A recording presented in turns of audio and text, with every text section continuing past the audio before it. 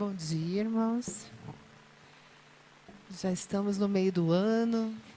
Esse é o primeiro final de semana do inverno. A gente já é um momento bem oportuno para a gente refletir como é que nós caminhamos até aqui nesse ano, se já estamos desanimados, já estamos cansados, ou não, estamos com gás aí para chegar ao final do ano na presença de Deus. E a palavra que eu trouxe hoje tem muito a ver, tem tudo a ver, aliás, com o tema da igreja desse ano, que é tempo de crescer e frutificar. Como que tem sido o nosso crescimento até aqui? Como é que tem sido o nosso crescimento aí desde o início do ano, quando a gente começou a estudar esse tema? A gente já cresceu? A gente frutificou? A gente já conseguiu colher algum fruto? Ou a gente, não, ao contrário, a gente enfraqueceu, a gente diminuiu, a gente se afastou do Senhor. E eu tenho pensado muito sobre isso, e uma das coisas que eu sempre falo, que eu gosto de observar a natureza, e como me impressiona, como ela ensina sobre a palavra de Deus. A Bíblia fala que ela revela a glória de Deus, né? Salmo 19:1 diz que os céus declaram a glória de Deus, o firmamento anuncia a obra de suas mãos. E aí quando a gente olha para tudo que Deus criou, a gente aprende sobre o nosso próprio crescimento. Volta lá no slide da planta, Márcio, por favor. Então, para a plantinha crescer ali, o que ela precisa? Passa mais um. Ela precisa de algumas coisas que são necessárias, né? Ela precisa de luz, ela precisa de solo fértil, ela precisa de água, ela precisa de calor, ela precisa de várias coisas, alimento, para que ela cresça e que, de fato, ela frutifique. E a gente vai refletir um pouquinho sobre isso, sobre como que é o nosso crescimento, o que a gente precisa para crescer. E um dos grandes problemas nesses processos nossos de crescimento é que a gente frequentemente perde o foco.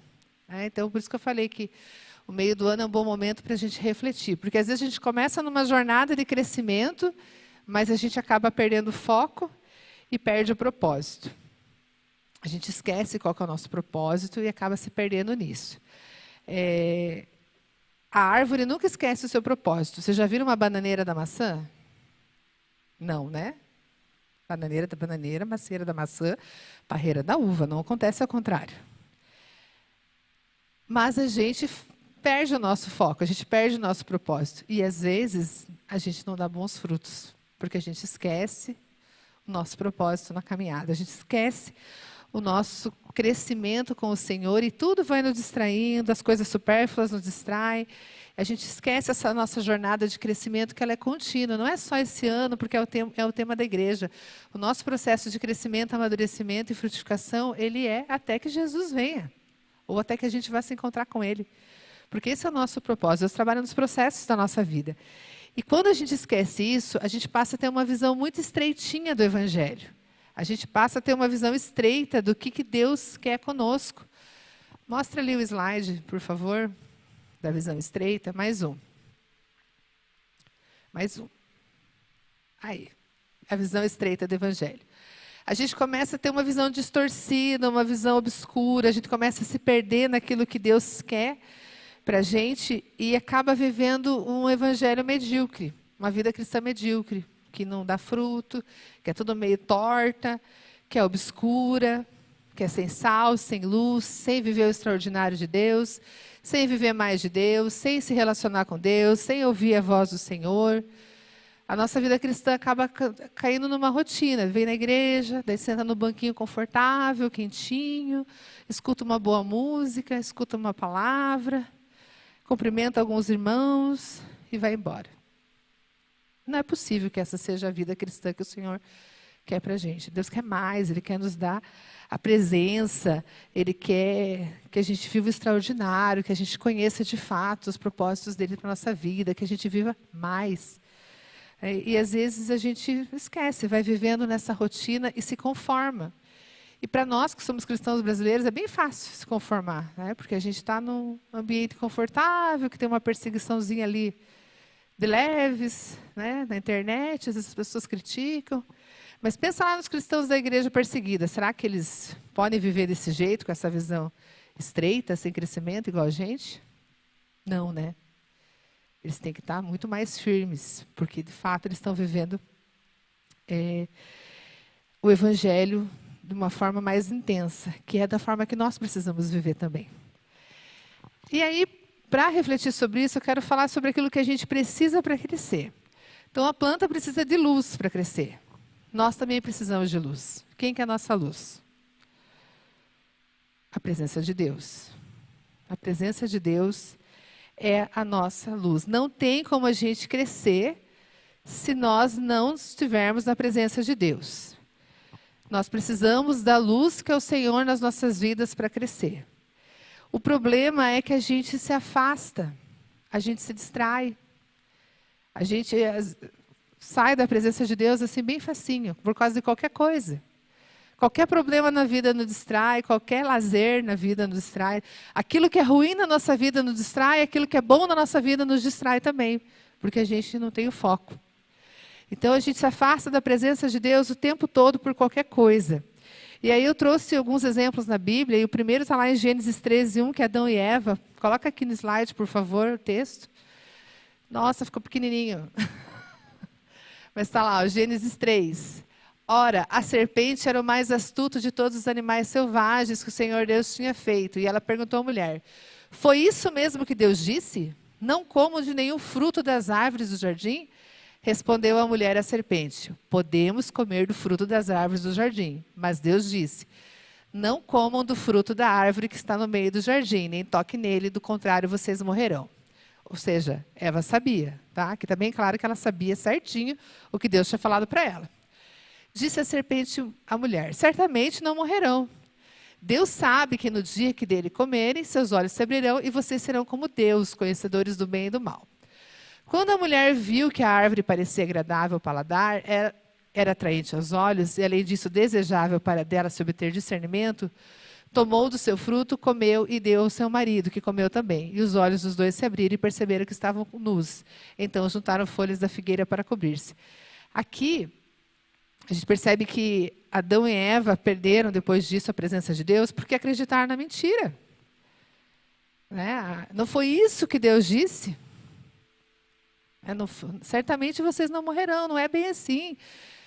E às vezes a gente cai nessa mentira também. Quantas vezes a gente se afasta de Deus por mentiras?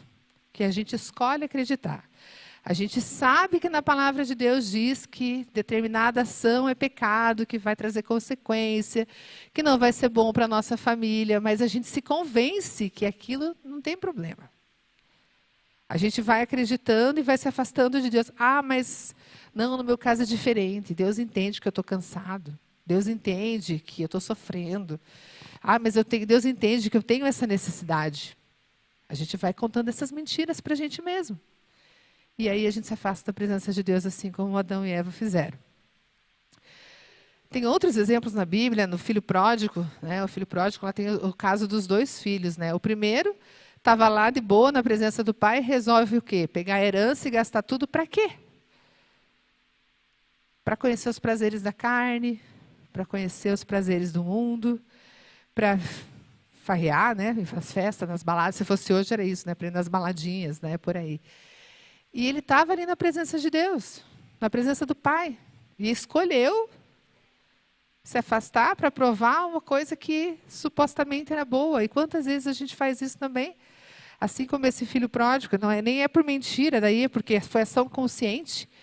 Tem muito adolescente jovem que faz isso, chega na faculdade e some da igreja. Acontece o mistério do desaparecimento. Porque quer conhecer os prazeres da carne, porque quer ir nas festas, porque quer ir nas baladas, porque quer conhecer aquele mundo que não nos faz bem. E isso é um problema, porque você está sendo enganado por Satanás e você vai com todos assim, dando passos largos para aquilo. Eu lembro quando eu era adolescente, antes de eu me converter, que eu não nasci numa família cristã, mas eu me lembro de várias vezes estar sentado lá nas ruínas de São Francisco, no Largo da Ordem, pensando, não, a vida não pode ser só isso. Não pode ser só isso. E às vezes a gente está dentro da igreja, cresce, né? Eu não tenho essa experiência de crescer dentro da igreja, mas eu observo que tem aí, criança cresce, vira adolescente, vira jovem, conscientemente decide escolheu o pecado, se afasta da presença de Deus. Aí não tem como crescer. Aí não tem como ser abençoado, aí traz um monte de consequências. O pecado de Adão e Eva trouxe consequência para nós até hoje. A Bíblia diz que a terra geme de dores por causa do pecado do homem. Mas as nossas escolhas também trazem consequências. Toda vez que a gente se afasta da presença de Deus, tem consequência. Qual que foi a consequência do filho pródigo? Ele ficou lá, perdeu tudo na miséria, tendo que comer lá da comida dos porcos. E às vezes a gente faz a mesma coisa, se afasta da presença de Deus por vontade, por querer, porque eu quero ficar com os meus amigos, porque eu quero experimentar coisas diferentes, sem pensar se aquilo agrada o coração de Deus ou não. E a minha geração, os 40 a mais, eu preciso falar isso também, porque a pessoa, não sei o que acontece, gente. Chega aos 40, as pessoas também dão um chute no cérebro e começam a pensar, por que eu não fiz isso quando era jovem? E aí nessa, muitas vezes, cai no pecado também. Quer ser adolescente de novo e fazer o Z. Às vezes não errou lá na adolescência, resolve errar agora. Resolve pensar que o casamento já não é tão bom, resolve olhar, opa, mas e se eu tivesse casado com a fulana ou com o fulano? Faz a mesma coisa. Escolhe conscientemente se afastar da presença de Deus e ir para o pecado. E aí não tem como crescer. Aí a gente acaba diminuindo. A gente acaba trazendo consequências de pecado e maldições para a nossa vida. E o terceiro exemplo nessa questão da presença de Deus, que eu acho que é o que que é o pior de todos, é o filho mais velho na parábola do filho pródigo. Coloca o slide aqui, por favor, do texto bíblico. Está pequenininho, eu vou ler para vocês também. Olha, o filho mais velho encheu-se de ira. Isso, quando o filho pródigo voltou para casa. E não quis entrar. Então, seu pai saiu e insistiu com ele. Mas ele respondeu ao seu pai, olha, todos esses anos tenho trabalhado como escravo ao teu serviço e nunca desobedeci às suas ordens. Mas tu nunca me deste nenhum cabrito para festejar com os meus amigos. Mas quando volta para casa esse seu filho que esbanjou os teus bens com prostitutas, matas um novilho gordo para ele. Disse o pai, meu filho, você está sempre comigo e tudo que eu tenho é seu. Por que eu acho esse pior ainda? Porque ele não estava na presença de Deus, não estava na presença do pai. Ele estava ali, na casa, mas ele não está preocupado com a presença do pai. Ele está preocupado com o que ele pode receber. Ele está preocupado com o que ele vai ganhar. E aí ele fica revoltado, porque ele acha que ele não ganhou nada. Porque ele não teve a recompensa que ele esperava. E às vezes a gente faz isso. A gente quer recompensa. A gente quer ser mais abençoado, a gente quer ter mais prosperidade, a gente quer ganhar mais coisas, porque a gente faz um monte de coisa na igreja. Então, como assim? Como que eu não vou receber se eu não tenho recompensa? Se eu me esforço um monte, se eu faço isso, eu faço aquilo. Irmãos, a recompensa é estar na presença de Deus. A presença do Senhor é a nossa recompensa. Não tem outra coisa melhor, não tem nada que vai substituir a presença do Senhor. E é triste a gente pensar que ainda hoje tem cristãos, tem irmãos, e às vezes a gente mesmo faz isso. A gente espera ser recompensado. A gente espera alcançar bens e alcançar alguma coisa que não seja a presença de Deus. Quando não acontece da forma que a gente quer, a gente fica revoltado. Eu falo que a gente volta lá para trás na fila, porque daí não aprendeu nada, tem que voltar lá na fila para aprender de novo. E a segunda coisa que a gente precisa para crescer é alimento. A planta precisa de alimento, então o solo tem que ter os nutrientes necessários para que ela cresça. E nós também precisamos de alimento, que é a palavra de Deus. Parece óbvio, é óbvio que é a palavra de Deus, mas a gente vive num tempo que o óbvio precisa ser dito. A palavra de Deus é a Bíblia. Não é o pregador da internet, não é a caixinha de promessas, não é nada de diferente. Tem cristão que nunca lê a Bíblia, só escuta louvor. Os louvores são uma benção, gente, mas não substitui a palavra de Deus. As mensagens na igreja, tem bons pregadores, sim, na internet, a gente tem que investigar bem, né, antes de seguir. Mas tem muita coisa que é boa, mas não substitui a palavra de Deus. É melhor não substituir a palavra de Deus. A falta da palavra de Deus, ela nos deixa carnais, ela faz com que a gente peque, ela faz a gente esquecer quem a gente é. 1 Coríntios 3, 1, 3, o texto fala que a gente não pode permanecer como bebês. Ali o apóstolo Paulo fala no versículo 2, deles leite e não alimento sólido, pois vocês não estavam em condições de recebê-lo. De fato, você ainda não estava em condições. Por que ainda são carnais? Por que, visto que há inveja e divisão entre vocês, não estão sendo carnais e agindo como mundanos? A falta de conhecer a palavra de Deus faz com que a gente seja cristãos carnais, faz a gente errar, faz a gente brigar por bobeira na igreja, faz a gente achar que é melhor que o outro, nos leva ao pecado. Oséias 6 diz, meu povo foi destruído por falta de conhecimento. A falta de conhecimento da palavra de Deus faz com que a gente caia em pecado.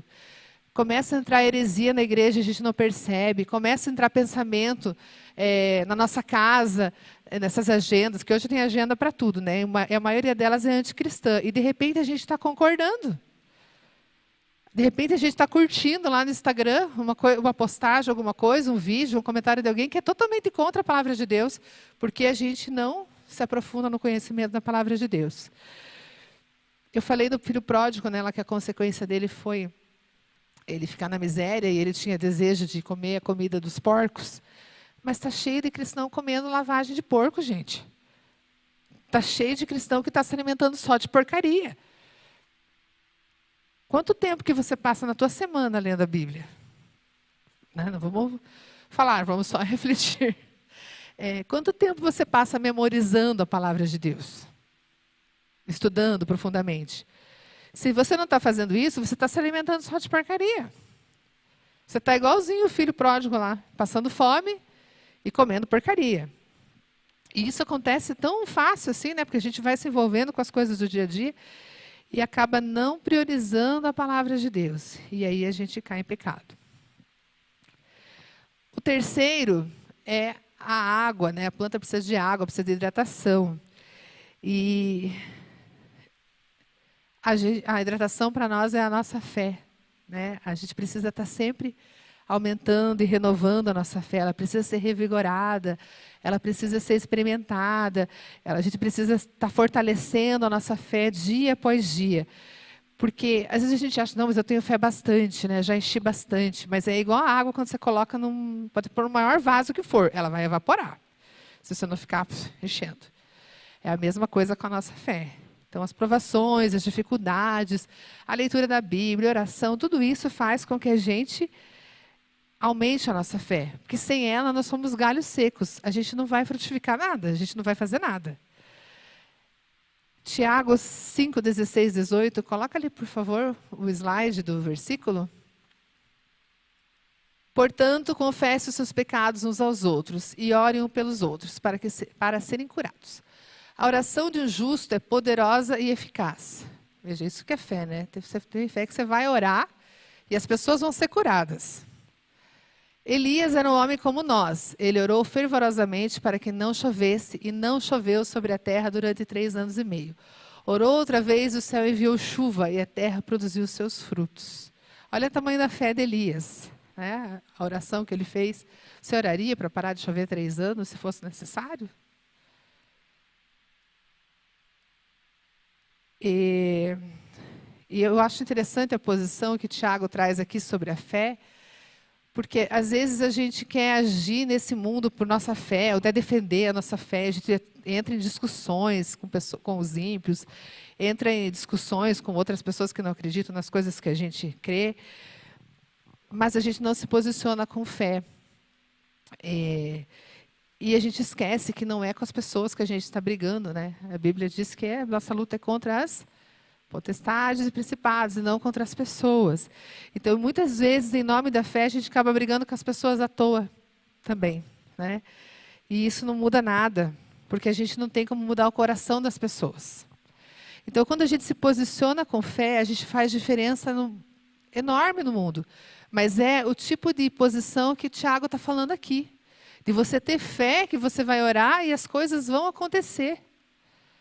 Porque não é pela nossa sabedoria, pela nossa fala, que a gente vai conseguir impactar nos problemas do mundo. Não é isso.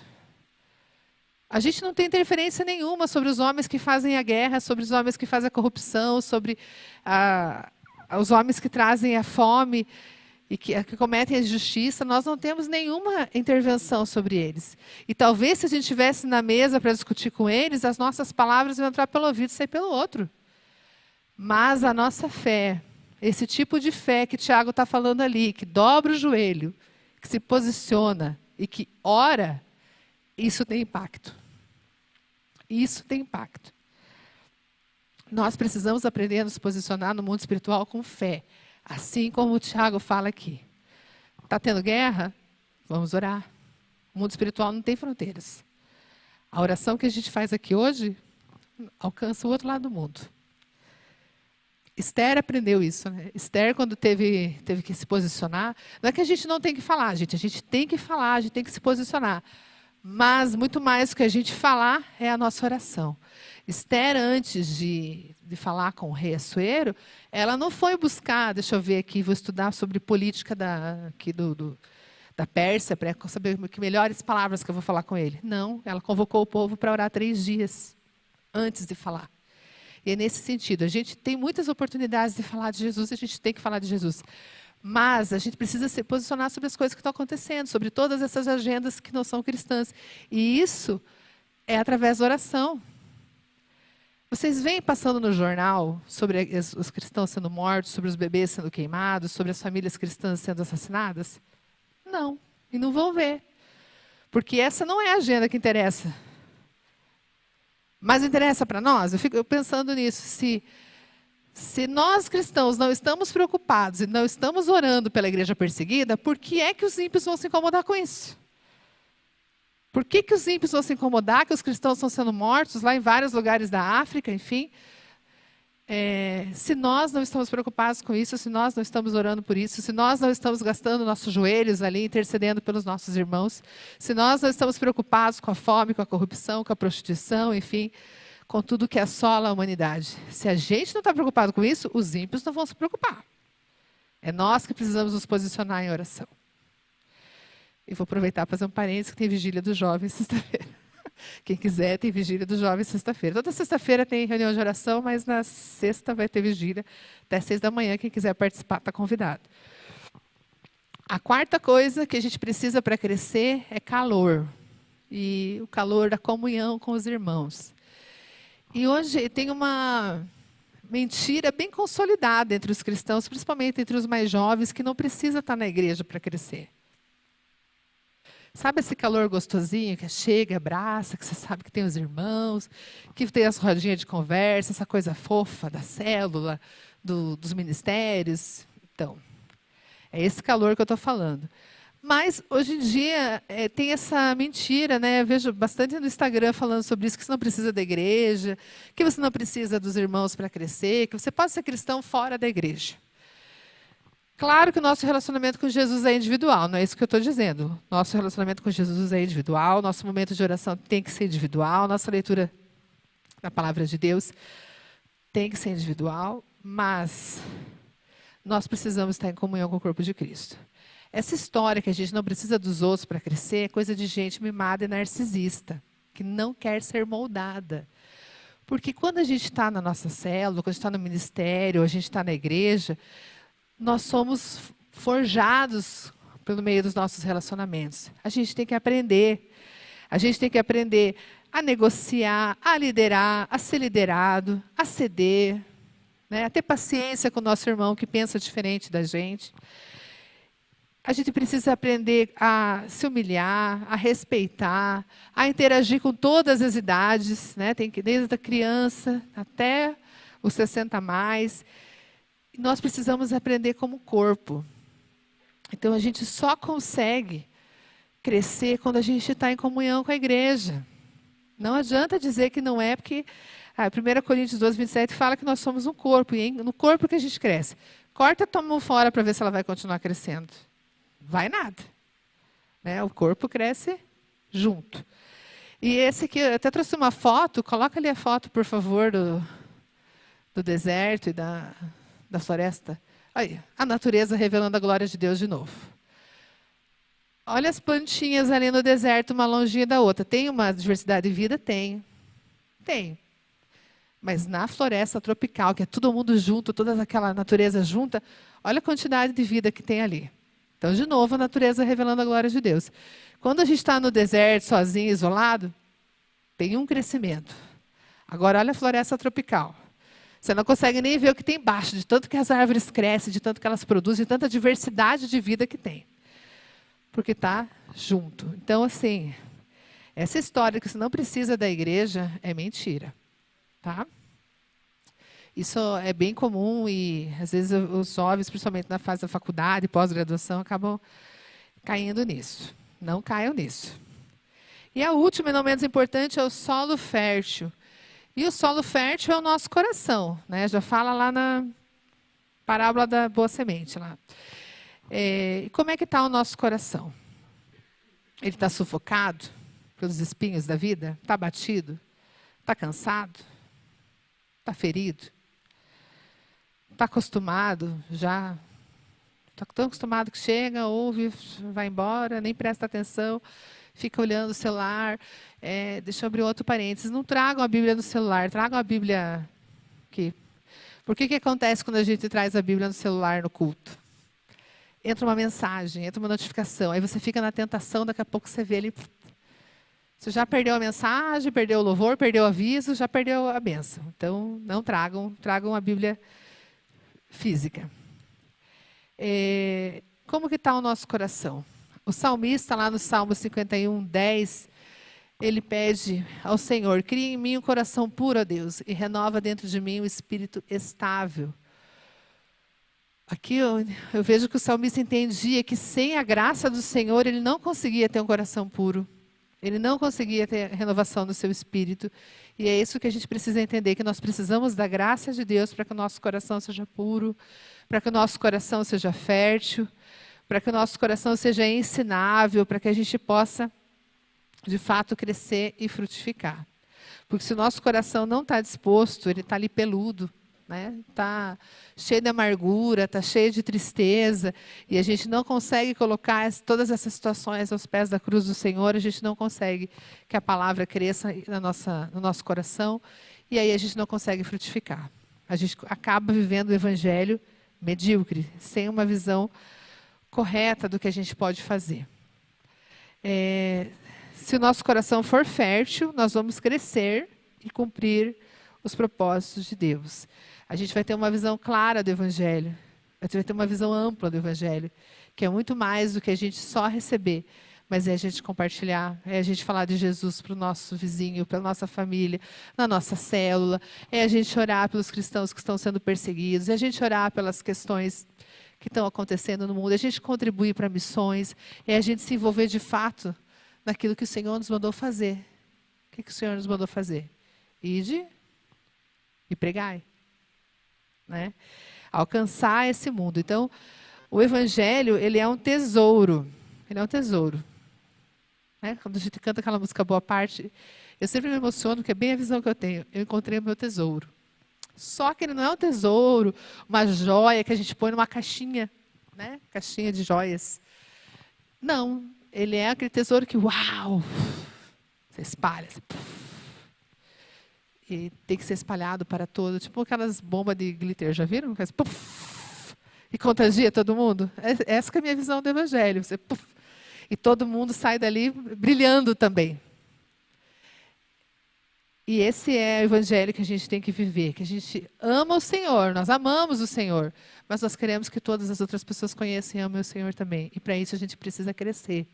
Porque se a gente não crescer, se o nosso coração não for fértil, se a gente não estiver na presença de Deus, se a gente não conhecer a palavra de Deus, se a gente não estiver em comunhão com os irmãos, nós não vamos frutificar. Nós vamos ser como aquela figueira que Jesus amaldiçoou porque não dava frutos. E é muito triste pensar, chegar no final da caminhada cristã, olhar para trás, e já pensou se não conseguir ver os frutos que você fez, que você podia ter dado? As pessoas que passaram pela sua vida e você não fez nada? É muito triste chegar no final da caminhada cristã e olhar para trás e ver que você não produziu os frutos que você podia ter dado. Vamos orar? Acho que eu me empolguei e falei demais. Falei bastante. Vamos orar enquanto o grupo de louvor sobe. Feche seus olhos, vamos olhar para dentro do nosso coração e ver naquilo que nós precisamos ser tratados. Talvez o seu coração seja fértil, talvez você tenha buscado ao Senhor, Mas talvez ainda precise aprender mais a palavra de Deus. Talvez você precise de uma célula. Talvez você não está ainda em comunhão com a igreja. Talvez a gente precise buscar mais a presença de Deus. Isso eu tenho certeza, que a gente sempre tem que buscar mais a presença de Deus. Talvez a gente precise orar para que o Senhor aumente a nossa fé, para que a gente saiba como se posicionar diante de tudo aquilo que acontece no nosso mundo. Pai amado, Pai querido, em nome de Jesus eu te agradeço pela Tua palavra que é viva e eficaz nas nossas vidas, Pai. Obrigado porque o Senhor tem trazido à memória aquilo que nós precisamos aprender, que nós precisamos buscar ao Senhor. Obrigada porque o Senhor tem trazido à nossa memória que nós precisamos estar em comunhão com a igreja, Deus. Nos ajuda, Senhor, a ser mais unidos. Ajuda o nosso coração a ser puro, Deus. Tira toda a amargura, tira toda a tristeza, tira toda a ansiedade do nosso coração, Deus. Que o nosso coração seja sempre um solo fértil, para que a Tua palavra caia no nosso coração e cresça, Deus. Pai, nos ajuda a buscar mais ao Senhor, nos ajuda a nos posicionar. Aumenta a nossa fé, Deus. Aumenta a nossa fé para que a gente tenha coragem de se posicionar no mundo espiritual, de dobrar os nossos joelhos e orar pelos nossos irmãos, e orar por cura, orar por salvação, por libertação. Orar para que esse mundo seja transformado pela Tua palavra, pela Tua misericórdia, Deus. Pai, em nome de Jesus, aumenta o nosso amor pelos nossos irmãos que estão sendo perseguidos, pelos nossos irmãos que estão sendo mortos, Deus. Pai, que a gente não se esqueça disso. Que a gente não se esqueça que enquanto a gente está aqui, tem irmãos que nesse momento estão sendo perseguidos por amor à Tua palavra, Deus. Nos ensina a orar. Nos ensina a amá-los mais, Deus. Nos ensina a nos posicionar para que eles sejam, ó Deus, cuidados pelo Senhor, para que eles sejam protegidos pelo Senhor, para que a gente entenda que a nossa luta não é contra as pessoas, mas é contra os principados e as potestades, Deus. Pai, em nome de Jesus, que a gente não chegue agora no meio do ano cansado, fraquejando, já esquecendo que nós temos que crescer, mas que a gente renove as nossas forças, Deus. Que a gente entenda que o Senhor é a nossa força, que é o Senhor, Deus, que nos dá o crescimento, e que a gente tenha ânimo, que a gente tenha bom ânimo para alcançar aquelas pessoas que estão ao nosso lado, e que a gente possa chegar no final do ano e olhar para trás e ver que a gente frutificou, que de fato a gente cresceu como pessoa, cresceu como célula, cresceu como igreja e deu bons frutos, que pessoas foram alcançadas, que vidas foram transformadas. Pai, em nome de Jesus, é um privilégio servir ao Senhor, Deus, e nós te agradecemos por isso. Em nome de Jesus, amém.